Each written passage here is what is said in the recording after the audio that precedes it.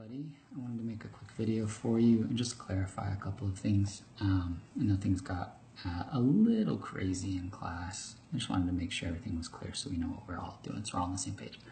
So again, as we do this, the purpose, we're still examining potential male and female differences in lower body strength and power production. So you can write it just as this is stated if you'd like. If you want to put it into your own words, you can do so. But remember to kind of keep this same sort of similar formatting. So I broke this up into 2 research questions with some subheadings on here. You can see for research question number 1, I want to look at the differences in relative strength between males and females. And then for research question 2, we're going to look at the differences in relative lower body power production between males and females, right? So as we break that up, when we look at our variables for lower body strength, and looking at relative strength, we have 3 variables. That's going to be our below the patella per pound, the above the patella per pound, and the IMTP per pound, the isometric mid-thigh pull.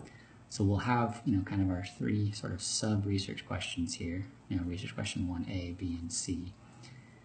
And we'll have hypotheses for both of these. So we have our null hypothesis that there's going to be no difference male-female.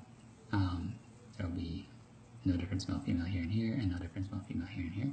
Again, be sure that you write it out long form so you can know exactly what you're doing.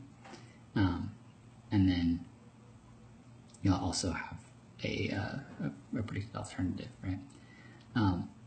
As you are doing this for research question number 1, right? These are just going to be t-tests comparing those 2 variables, male, female, in this category, right? It's going to be the same thing for research question number 2. For those of you in the first class, we had talked about doing a correlation, but you can ignore that for right now. For the lab report 2, let's just focus on these 2 research questions, right? So we have those strength metrics, and then for research question number 2, we have the power metrics, right? So this is the hex bar peak power watts per kilogram, and this is the hex bar mean power watts per kilogram. Overall, what we're doing is doing t-tests to compare, are there differences between males and females, right? Now, if you want to look at correlations, if you come over here and highlight these 2 columns, right click and unhide, all of the data is still there, everything else that we did, so you can play around with that if you'd like to. I also added fat-free mass and fat mass, deriving that from your body fat percentages that we calculated today. But have at it, have fun. But if we look here, when we set it up this way, it's going to be very, very simple, right? Or at least straightforward. First, we need to calculate the male means. You can do this with the data analysis tool pack, or we can just do it with our equations here in Excel. So we go equals average. It's going to be our male average. Hit enter. We need equals standard deviation. Remember, this is a sample, standard deviation of the same. Right? And then we need the female average, right?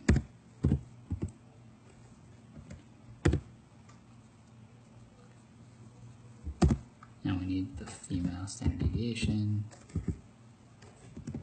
Again, sample.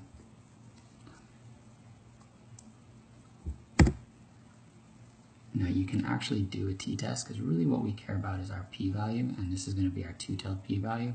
So we can actually do that with equations as well. So equals t-test. And our first array is the male data. Our second array is the female data. We want a 2-tailed because we're testing that null hypothesis. And the type, again, this is an independent samples, this is an independent samples t-test, so it's not paired, and we're just going to go with 2 sample, assuming equal variance. You could do either equal or unequal variance. Excel's pretty smart though, it will correct for both, so you don't have to worry about that too much. Then hit enter. This right here is our p-value. Now there are some things that we don't see, which is why I don't typically do it this way, but this is with a standard alpha set to 0.05. And this is, again, that two-tailed p-value. So it's just pulling up the single thing that we looked at. If we set it up this way, though, we need to repeat that across these 1, 2, 3, 4, 5 columns, right? So if I highlight this, pull them over, it will do all that math for you based off of these locations. So you can see it now, right? When you do your results section, you'll report the means and the standard deviations for the males and the females in the respective categories, and then you'll make the comment describing what the t-test, comparing which values, that, and how it indicates whether it's statistical or non-statistical significance, or rather statistical significance or not statistically significant. So just for clarity, as we're doing that, if you look at these three strength metrics, you can see that the strength, the relative strength, male versus female, all of these p-values, all of these p-values are greater than 0.05. So we cannot reject our null hypothesis. We can't say that one is greater or less than the other. We can say only that they are equal. Now, when we do the same thing for our power metrics, notice this is our hex bar peak power relative watts per kilogram, right? And it's our hex bar mean power relative watts per kilogram. We can see that we do see statistical significance. We see a difference here. 0.01 is less than 0.05, and 0.014 is also less than 0.05, right? So that's what you need to interpret in your conclusions. We have that looks like there's not a difference in strength, but there is a difference in power. So how can we potentially address that? What does that mean, right? As you are making your figures, remember you need to create a table. It's going to be something like this. It's not going to look exactly like this because you want to make sure that it's clear what's being displayed and where it's being displayed. See if you can clean it up a little bit. When you make your graphs, you'll have 2 graphs total, one for each research question.